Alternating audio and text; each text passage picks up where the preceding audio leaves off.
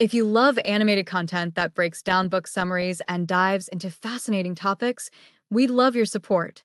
Creating these videos takes a lot of time and effort, and by subscribing, you help us continue bringing you this valuable content consistently. Your support means the world to us. Hit that subscribe button and join us on this exciting journey. And now, let's continue with the video. Attached. Chapter 1. What are attachment styles? At one point in your life, you've probably dated someone who wasn't quite right for you. Maybe you craved closeness when they needed space, or vice versa. It's likely these differences stemmed from distinct attachment styles. Attachment styles are ways in which people perceive and respond to intimacy in romantic relationships. Attachment theory holds that most people have one of three attachment styles: secure, anxious, and avoidant. Secure people, or secures, are comfortable with intimacy. Anxious people crave intimacy and are often worried about their relationships. Avoidant people, or avoidants, are wary of intimacy because they equate it with a loss of independence. About 50% of the population is secure, 20% is anxious, 25% is avoidant, and the remaining 3 to 5% fall into a less common category: anxious and avoidant. Individuals tend to fall into certain patterns of behavior based on their attachment style. If you're avoidant, you'll find it difficult to open up to your partner, for example. Learning about attachment styles can help us navigate our relationships better. In their best-selling book Attached, Amir Levine and Rachel S.F. Heller teach us how to use attachment theory to have healthier, happier relationships. In the 1960s, John Bowlby was one of the first psychologists to determine that attachment is a human need. He developed a main tenet of attachment theory: children need secure attachment to an adult figure in order to have healthy emotional development. Bowlby believed that this need for secure attachment continued on into adulthood. He hypothesized that throughout evolution, forming connections helped humans survive. And that because of this, humans evolved to respond in specific ways when we think our relationships are in jeopardy. Our brains have a specific biological mechanism, an attachment system, of emotions and behaviors aimed to keep us close to our loved one. For example, if we feel that a loved one is growing distant, we may engage in protest behaviors aimed to reestablish that connection. These protest behaviors can include not texting someone back or trying to make them feel jealous.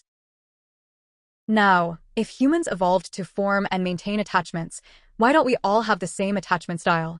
Attachment theory holds that the three attachment styles evolved for different environments.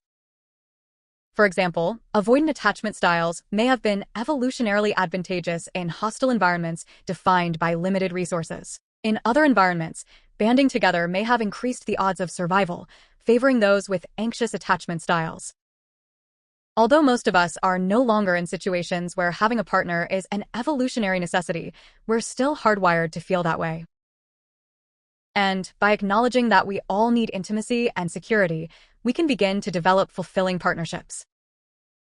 Before we learn more about each attachment style, we'll determine what attachment style you might have. Chapter 2. What attachment style do you have? To begin applying attachment theory to your own life, you first need to determine what kind of attachment style you have. Here are some common characteristics of each attachment style. Take a moment to consider which you most. If you have an anxious attachment style, you likely have a greater capacity for intimacy than most. You prefer to be close to your partner. You probably worry that your partner does not want to be as close to you. And you're incredibly sensitive to changes in your partner's behavior, such as if they take too long to text back. Although you're often right about these changes, you may take them too personally. Thus, relationships take up a lot of your emotional energy. You spend a lot of time worrying and get upset often, sometimes acting out through protest behaviors, like not responding to texts. If you're with a partner who is consistent in their actions and communicates well, you will feel calm and secure. If you have a secure attachment style, you find being warm and loving in a relationship easy. You are comfortable with intimacy and communicating your needs with your partner. You're also able to intuit your partner's needs and feelings. In conclusion, you generally feel secure in your relationships. If you have an avoidant attachment style, you prioritize your independence and autonomy over intimacy. Although you desire closeness in a partner, you may be uncomfortable with too much. In relationships, you focus on whether or not their behavior is infringing on your autonomy. You don't dedicate too much energy to worrying about romantic relationships or rejection. And you don't open up to partners often, something they may complain about. You might see yourself in one of these styles, or perhaps you recognize behavior patterns of past relationships. In the next chapters, we'll explore each attachment style in more depth and share a roadmap for creating stronger relationships. Chapter 3: Anxious Attachment Style. As we learned earlier, our attachment system monitors the state of our relationships and guides our emotions and behaviors within them. Those with an anxious attachment style are more sensitive to shifts in safety and availability. This means they're particularly adept at perceiving threats in their relationships. To demonstrate this, the authors cite an experiment conducted at the University of Illinois at Urbana-Champaign and at Blaise Pascal University. In these experiments, researchers played a clip in which a face starts off with one emotion, like anger, and slowly morphs to neutral. Participants were required to stop the movie when they believed the first emotion had dissipated. Those with anxious attachment styles tended to see this emotional offset earlier than those with other attachment styles. Similarly, when the clip was reversed and the face went from neutral to a specific emotion, anxious individuals reported seeing the new emotion earlier. This suggests that those with an anxious attachment style may be more vigilant to changes in emotional expressions. However, this vigilance doesn't always translate to higher accuracy. Sometimes anxious individuals jumped to conclusions, misinterpreting the emotional expressions they saw. It was only when participants were required to pause before noting the change in facial expression that they had an advantage over others. The authors see this as an important lesson to anxious attachment styles. If you just wait a little longer before reacting and jumping to conclusions, you will have an uncanny ability to decipher the world around you. Once you register a change in your partner, you're likely to engage in activating strategies. These are any thoughts or feelings that compel you to get close, physically or emotionally, to your partner. Activating strategies include constantly thinking about your partner and being unable to focus on anything else. Assuming this is your only chance at love. Thinking, I'm only compatible with very few people. What are the chances I'll find another person like them? Believing that even if you're unhappy, you shouldn't let go of the relationship. You may also soon start to engage in protest behaviors, actions used to get your partner's attention and re-establish connection. This can include acting busy and ignoring phone calls. Once a partner responds in a way that re-establishes security, you can return to feeling calm. The ups and downs of this pattern can make dating feel like an emotional roller coaster. To break the pattern, the authors recommend dating someone with a secure attachment style who can offer intimacy.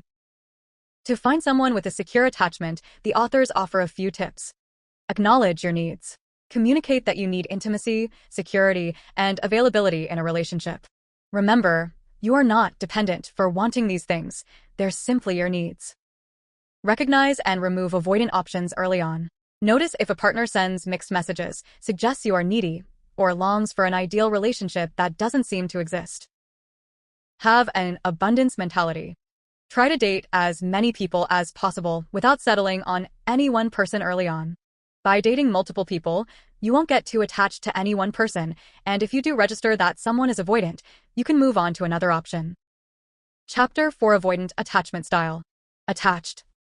People who have an avoidant attachment style may fear closeness and be less sensitive to emotional shifts in their partners. This leads to a different set of emotional challenges in relationships. As an example, the authors describe a series of 6 studies which measured how long it took participants to register words as they flashed on a screen. These studies operated on the well-established premise that the speed with which you report a certain word is indicative of how accessible that theme is in your mind. In other words, people are faster at recognizing words that are related to themes they think about most. Avoidants were quicker than others to notice words like need and enmeshed, characteristics they might be wary of in their partners. They were slower to recognize words like separation, loss, and fight, which are associated with attachment-related worries. These results suggest that avoidants suppress their need for intimacy, but that doesn't mean they don't have it. For example, in a second part of these experiments, participants were given a distracting task to do while they looked at the words. While distracted, avoidants reacted just as quickly as others to words related to attachment worries. The authors explain that while distracted, avoidants' ability to repress lessened and their true attachment feelings and concerns were able to surface. This means that even those who are avoidant are just as vulnerable to threats of separation. If you have an avoidant attachment style, you likely engage in deactivating strategies, any behavior or thought that is used to squelch intimacy. Deactivating strategies include Focusing on small imperfections, like how your partner walks or laughs. Pining after a phantom ex, a previous partner you've idealized now that the threat of intimacy is gone. Forming relationships that have no future, for instance with someone who is married. But by employing deactivating strategies, you limit your chance to have a happy and healthy relationship. In order to create healthier relationships, the authors recommend a few strategies. Identify deactivating strategies. If you meet someone you really like and start to pick apart small things about them, ask yourself, is this a deactivating strategy? Adopt a distraction strategy. Intimacy can be easier when you're distracted. Try to do engaging activities, like hiking, with your partner as a way to encourage closeness. Forget your phantom ex. Stop idealizing your past relationships. Instead, remember that the relationship ended for a reason. Chapter 5: Secure Attachment Style. Decades of research indicate that the best predictor of happiness in a relationship is a secure attachment style. Consider one University of Toronto study as an example. In this experiment, researchers observed 100 university students in relationships over the course of 4 months. They found that secure individuals reported the highest levels of relationship satisfaction, commitment, and trust. Meanwhile, insecure individuals, anxious or avoidant, reported decreasing levels of all three over the same time period. In an additional experiment, researchers asked observers to rate the couples on their relationship security and levels of conflict. Secure couples, where both individuals were secure, functioned better than insecure couples, where both partners were either anxious or avoidant. But interestingly, a mixed couple comprising one secure and one insecure individual functioned just as well as a fully secure couple. This suggests that secure individuals create a buffering effect. They help insecure partners reach their own high level of happiness and security. As we learned previously, those with secure attachment styles are comfortable with intimacy and closeness. For example, when secures completed the same word recognition task we've learned about before, they quickly recognized themes of love and closeness. And they were less sensitive to themes of danger, loss, and separation, indicating their high level of security. This was true even when they were distracted, unlike the avoidance in the previous chapter. The authors explain this finding: secure individuals, unlike avoidance, are not actively repressing their relationship concerns. Rather, they simply aren't worried about these issues, either consciously or subconsciously. And while secure individuals, like all of us, find talking about relationship issues stressful, they are faster to return to an even emotional keel once the topic is over. Thus, the authors explain that secures simply aren't as sensitive to the negative cues of the world. In general, you can count on those with a secure attachment style to be flexible. They're not afraid of criticism and are open to changing. Mitigate conflict. They don't feel the need to be defensive and thus rarely escalate conflicts. Feel responsible for how their partner is doing. They're responsive to their partner's needs. Most importantly, secures aren't afraid to rely on effective communication, a practice we can all adopt. Utilizing effective communication can help you get your relationship needs met and lead to happier and healthier partnerships. Chapter 6: Learning to use effective communication. Now that we know the importance of secure attachment for a healthy relationship, how can we foster this security in our relationships? Fostering security in our relationships requires using effective communication. Communicating directly can feel challenging for many people. Anxious individuals may worry about coming off as too needy, for example. And avoidance may be hesitant to open up to begin with. But in order for any of us to have healthy and happy relationships, we need to communicate clearly. Otherwise, we may resort to protest behaviors which aren't likely to help us establish healthy relationships. The first step towards using effective communication is to acknowledge that none of our needs should make us feel ashamed. Once you realize there is nothing inherently negative about what you need or want, you'll feel more comfortable sharing them with partners. Once you've acknowledged your needs and wants, how can you effectively communicate them to your partner? The authors recommend a few strategies. Focus on your needs. Use verbs like need, feel, and want to focus specifically on what you're trying to accomplish. Be specific. If you speak generally, your partner may not know what you mean. State precise examples or moments. Don't blame. It won't be helpful to lash out at your partner. If you speak in an accusatory way, your partner will likely become defensive. As an example, imagine that your partner has picked up a new work project and you have been seeing them less regularly. You might be inclined to call them constantly at work and blame them for not giving you a sense of security. Instead, Try to effectively communicate your needs. Tell them you miss them and are hoping for more communication, even though you understand work is hard. How your partner responds will offer you new insights and help you determine if they're the right partner for you. Once you've communicated a need, ask yourself, do they try to get to the bottom of your concerns? Do they respond to the issue at hand, or do they try to dodge you? Do they try to find ways to make you feel better, or are they only busy acting defensive? Whatever the result, you'll have a clear answer as to whether or not this relationship is going to bring you happiness. In conclusion, though our attachment styles may cause us to behave in certain ways, there are strategies we can use to foster healthier relationships. The main ideas, Chapter 6. Effective communication, meaning clearly communicating your needs, will help you get what you want out of a relationship. There is nothing inherently good or bad about your needs. To communicate effectively, focus on your needs, be specific, and don't blame your partner. Hit that subscribe button and join us on this exciting journey.